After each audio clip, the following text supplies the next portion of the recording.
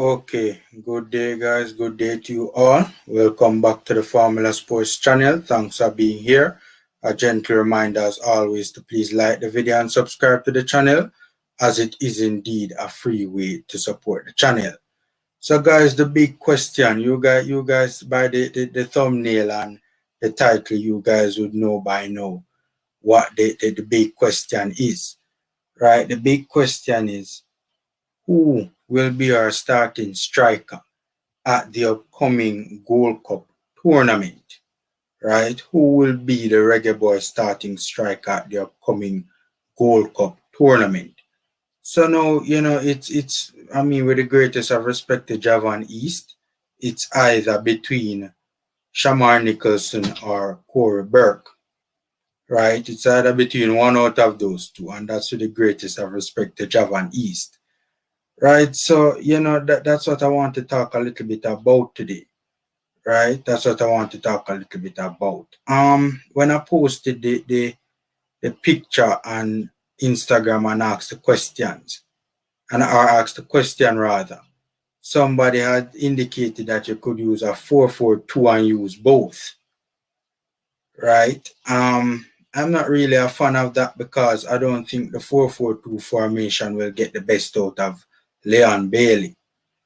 Right, so I think it was Karoom and somebody else said on my Instagram that we should use a 4-4-2 and use both. I can't remember who else said it right off the top of my head, but yeah, it's not a lot to in terms of differentiate both. Right, they're kind of similar players, so to speak, and both are very good strikers. For starters, I'm a huge fan of both. Right, so let me just get that out the way. Firstly, I'm a huge fan of both. Right, Shamar Nicholson this season for club has 9 goals in 33 games, and Corey Burke this season so far for club has 4 goals in 10 games. Right, both have very similar records for country. Right, Boza has 7 goals in 18 games for Jamaica, and Corey Burke has 6 goals in 18 games for Jamaica. Same amount of games, same number of games, 1 goal separating both. So both of them, their records for Jamaica are very good. Right, right now Shamar Nicholson is just shy of a goal every 2 games, just basically along the lines of a goal every 2 games, and that's Burke. Burke is on 4 goals in 10 games, so that's just about a goal every 2 games. And Shamar Nicholson is on 9 goals in 33 games, so that's just about a goal in every 3 games. Right, so as I said, I'm a huge fan of both. Right, I really am a huge fan of both. But to be honest with you, if I had a choice, because we know Tapa's favorite position is 4-2-3-1, right? And if that would require a lone striker, right? And honestly, if I had a choice between Boza and Burke, I would go for Boza. Sorry, talking foolishness about Boza. I would go for Burke rather. Burke, I would go for. Corey Burke is the one that I would choose to lead the line if the choice was up to me, right?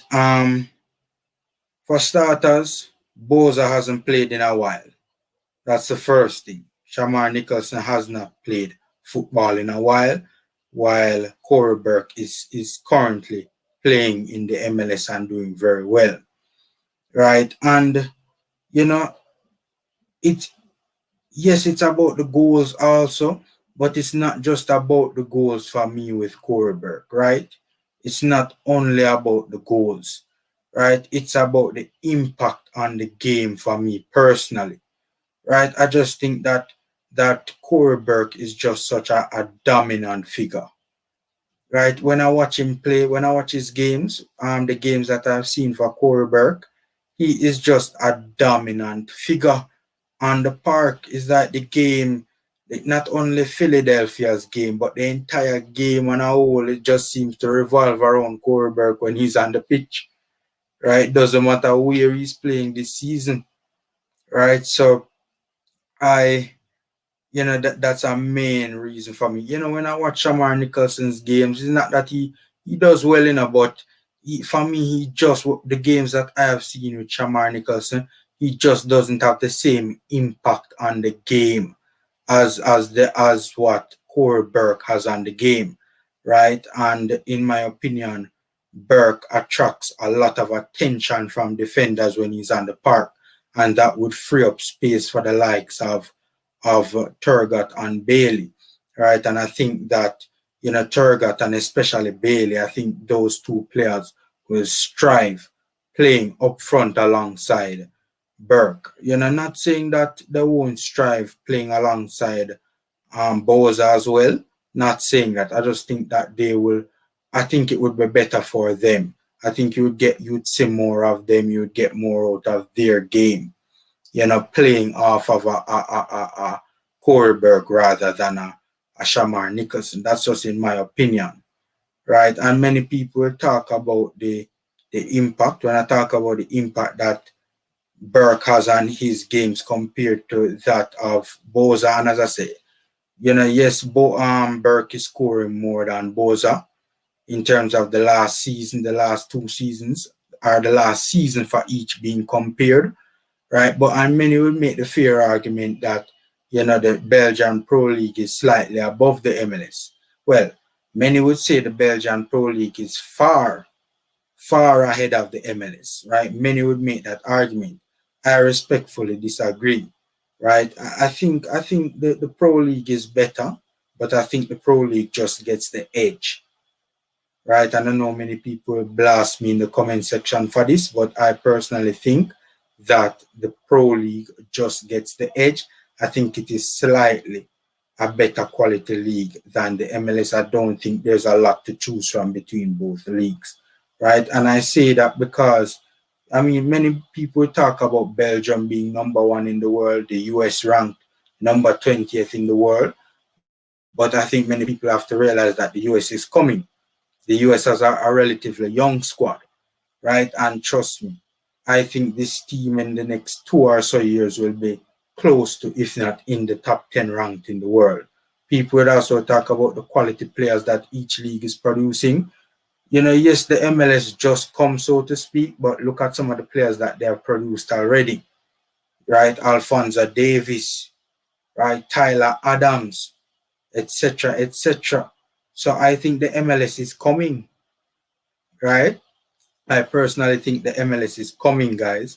And when I watch both leagues, the pace of the play, the technical ability of the players, when I'm looking at it with the naked eye, and also, transfers in, transfers out, the national representatives, right? The respective national representatives that play also in the MLS as well, and the Belgian Pro League. I don't think there's a lot of difference between both. I think they're almost on the same level, to be honest with you, right? So that's my whole thing, man. I think Burke, when I watch his games in the MLS, the games that I watch with Burke, he is just a monster who imposes himself on the game, guys. He is just a monster, right? The man just grabbed the game by the scruff of the neck, and the whole game just revolve around the guy, man. Like, honestly, the whole game just revolves around him. Not just Philadelphia's game, but even the opposition's game as well. The whole game just revolves around Corey Burke. And to be honest with you, I also think that Burke is a little bit more clinical than Shamar Nicholson, right? I honestly do believe that. I think Burke is a little bit more clinical than Shamar Nicholson. Let me share a screen with you guys.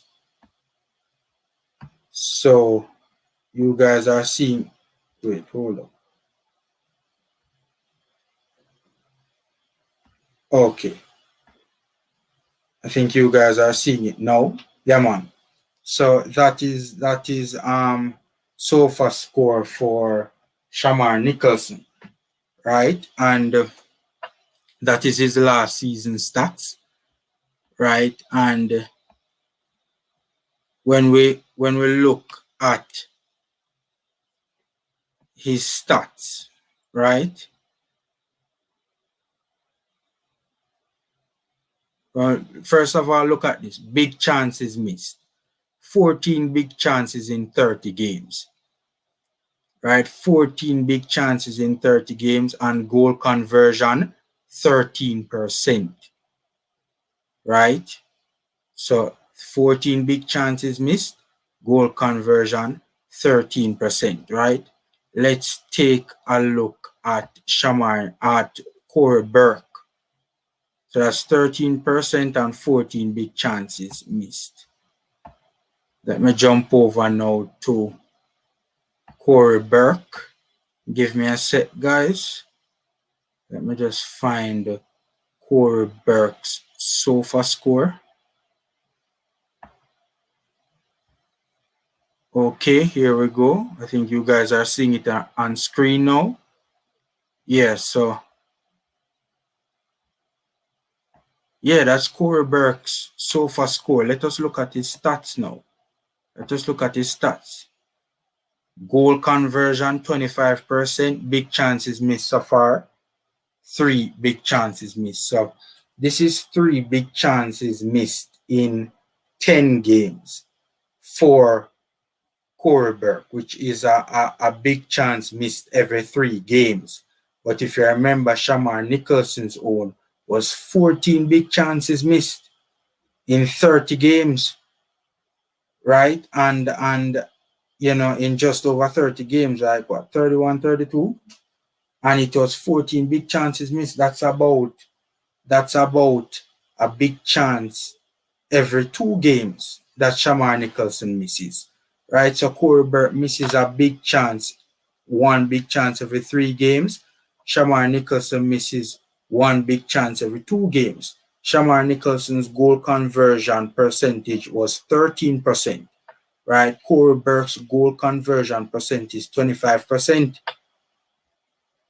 right? And so those are some of the reasons that I think, and that the stats indicate that Burke is more clinical, and my eyeballs as well tell me that Burke is more clinical. So guys, I hear the argument about the Belgian Pro League being slightly better than the MLS, but to be honest with you guys, Corey Burke is so dominant. He is so dominant in the MLS, right? And even when he went to Europe, he didn't do so badly either. About 4 goals in 11 games for St. Polten in the Austrian Bundesliga. Now, of course, the Austrian Bundesliga is inferior as well to the Belgian Pro League. But I just think that this season in particular, Corey Burke has raised his game, and again, man, the form that he's in right now and the dominance of his performances, right? I think if you were to put Corey Burke in the Belgian Pro League right now, he would do better than Shamar Nicholson. I honestly believe that. I think if you took out Corey Burke and if you took out Shamar Nicholson rather and put Corey Burke on that Charleroi team, I think Corey Burke would do better than Shamar Nicholson. I honestly believe that. And, we're not pitting, both against each other, but these are just decisions that are going to have to be made by Theodore Tapper Whitmore. So I personally would go with Burke over Shamar Nicholson, right? That's just how I personally feel. I don't know if Theodore Whitmore would do the same, right? So, guys, that's my 2 cents. Take care, stay safe, and until next time.